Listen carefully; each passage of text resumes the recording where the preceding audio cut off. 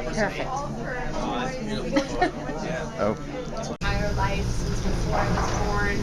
You've been an integral part of my parents' lives and my extension of our lives. And then for our family, there are people who are not here anymore. Obviously, we lost my grandmother last month, which has been hard for all of us.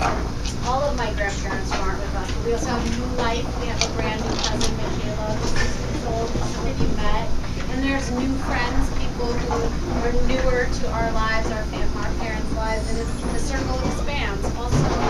And we're here, of course, to honor Loretta and Jean, and I know that we all feel so grateful for them and all they do for the world, their dedication to education, to children, to making the world a better place, and their dedication to one another. And thinking about them and thinking about this party, one thing that I thought about was sort of how much they've accomplished in partnership as well as individuals. And as someone who's newly married, it's really beautiful to have that example of people who have supported each other's growth in life and evolution, and also who have retained really themselves and very different personalities, as we all know, but yet together have a real synergy and beauty. So thank you so much for making the effort to come. I want to especially thank Stephen and the Molinari family. Stephen basically did all of this and made it happen with a lot of work and a lot of effort. And so just really thank Stephen and his family, the Molinaris, for not only for this, but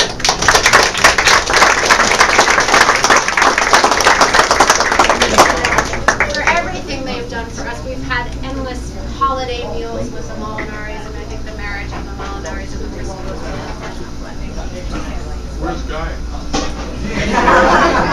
We don't say that name and not repeat it. But I just want to take 1 second before we're going to open the floor up if anyone wants to say anything. Certainly no pressure, but if you want to share a memory or a story, something about Loretta or Jean, something that speaks to you, we'd love to take a moment to hear from folks from different parts of their life. But just really want to honor each of them. I think, my mom, her sort of real caring heart and the way that she's attentive to so many people. I know that she's helped a lot of people in this world. She's certainly always been there. For me, it was interesting in college. I remember one time my best friend I went to college with one of my best friends, and she told this really funny story where we'd always had an Easter basket, and my mom always hid our Easter basket. She still does, actually, hide our Easter baskets. But and it was going to be my first, Easter away from home, and so Erica lived across the hall, and Erica whose mom did not send so much mail, and I got mail like every day from my mom, and so Erica goes to the post office, and there's this huge box, and she's so excited, and it turns out it's my Easter basket, and it's not for her, and my mom did send Erica like a small gift, but then there was like a huge Easter basket with a note like, can you please hide this for Gabrielle? And Erica said she was like the first time she'd gotten a package in college, and she was so excited, and it was my Easter basket. So just like one tiny symbol and story, but I think of the kind of heart my mother has and the way that she has shown up for me and for a lot of people, and certainly also for the children of New York City as a tremendous advocate and force for change. And my dad also is a tremendous force and advocate for change, and has both also the way he lives his life is true to his values and true to making the world a better place, to reaching kids who many people write off. It actually took me a while. I've been doing juvenile justice work for about 10 years, and maybe about a year ago I was like, oh, maybe I'm doing what my dad does. I never quite connected it, and I was like, I guess I was really impacted. But it really has been a shape, a message in my life is that we don't throw children out, and even the children who act out, that they deserve our love and our compassion and our belief in who they are. And my father gets phone calls from kids like saying, I'm about to get married, and you were like the only dad I had, and so like I'm calling you, I'm about to step you walk down the aisle, and I haven't talked to you in 15 years, but you're the person I thought of. And I just got goosebumps telling that story, like how deep is that, and how beautiful. And he is also just a man of great love and intelligence and brilliance and funny is all get out. If you haven't met Peter, my father's brother, the two of them together are like the funniest duo I've ever met, you know. To have seen Jean and Peter and Frank together was an event. That was something. So I'll just end with this. I remember when I was also in college, I took this class called Contemporary Social Problems, and my professor, Ramon Girardi, asked the class, I went to Vanderbilt, which was sort of like a conservative finishing school, and he said, well, so who have you discussed Marx at the dinner table growing up? And I raised my hand, and everyone laughed, and like all of a sudden understood that he was being rhetorical, like he wasn't really assuming that parents discuss Marx with them when they were growing up. But having a father like Jean and a mother like Loretta, you know, Francesca and I were exposed to so many things in the world, you know, to different ideas and music and cultures and ways of being, and I think that a lot of who we are in the world, you know, while not identical to them, is really a reflection of sort of being raised by people so engaged in the world. Thank you again for being here, and we don't have our coffee glasses yet, dessert and coffee will be soon, but raise a symbolic glass to Loretta and Jean and wish them a very happy 70th birthday. Yeah. And if anyone would like to say anything, we would love, you know, to hear from you. If you wish to, and certainly. I want to follow. One is Bill Clinton, and the other is my daughter. So I don't have much to say other than this. I've always known the value of family and friends. But as you grow older, and let's be honest, at 70, as Bob Dylan said, it ain't dark yet, but it's getting there.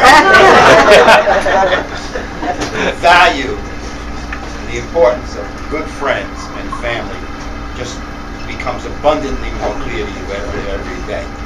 And I'm very touched by those of you that came. I'm so glad that you're here. I hope you enjoyed yourself. And if we're here, we'll do it again when we're 80. All right.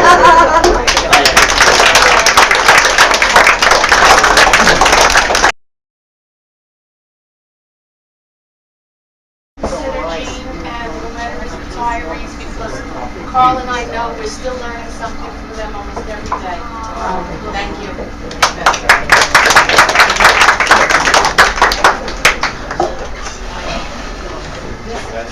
Jean and Loretta are very, very unusual people. You know, we've been working together with them politically and friends for 40 years. And what I've always been struck by, knowing where they came from in life and the families they came out of, that they always marched to their own drum. And whatever, I'm sure the pressures that came from behind were not easy to deal with. And we've all dealt with parents who disagreed with us, and we had to fight against them. But it's always been an inspiration to me to see how they had a certain vision about things, and they weren't going to let anybody stop them in that path. Whether it had to do with religion, or whether it had to do with schools, whether it had to do with politics, they just did things the way they thought it should be done. They had their focus laser on it. And it's been very inspiring to me to watch the two of them together for all these years, and they're a great couple besides that.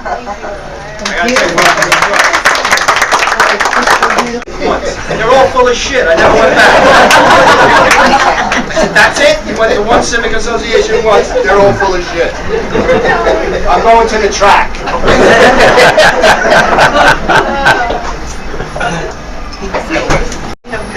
Shared many, many years with Loretta, and then Jean came along, and so I love him as much as I love Loretta, and think of them. When I say to my friends, I'm going to see my cousins, it's a unit.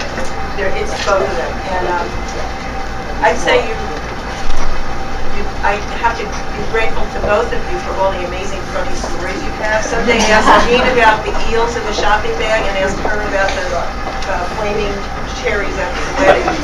And I guess they're quite an inspiration for all of us, as Gabrielle said, but I just think of them as being really wise people, but always pure to the same time. I really appreciate that. So, 80, I'm putting it on my... Thank you. Oh, I want to personally thank Stephen, Francesca, Isabel, Julia, Ray, Gary, and everybody else for the effort to put this together. It touches us both. And I know that things don't just happen. It takes work. It takes time. And knowing my neurotic daughter, I can only imagine. What is the card look like? My thanks, right? Yeah, I know. Poor guy. No, the card should look this way. No, the print's too big. No, that print is too big. Thank you. Thank you.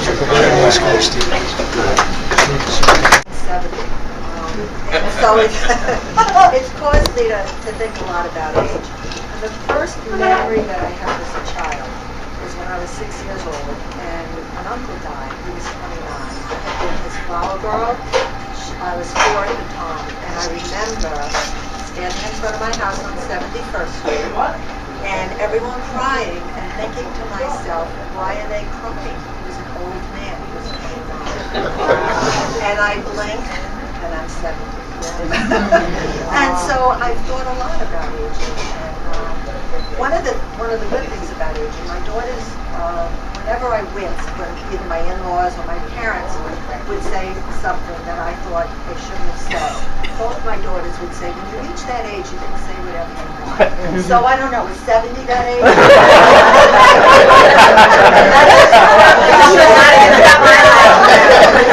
Doesn't work for children and their mother, it only works for children and strange parents. And their grandparents. So do I get that? In between, there's been joys and sorrows, and we're very lucky, Jean and I, that I think we've had a lot more joy than sorrow, and our lives have been really full, and we look for continued fullness in our lives. But one of the best things that happened, I think, in our lives is that the families that we married into, and the families that my children married into, and the families that married into our family. And Diane's right. I don't say Jean's cousin Dino, I say my cousin Dino, because that's the way our family is. And I think that has added so much richness. And I thank you all for coming, and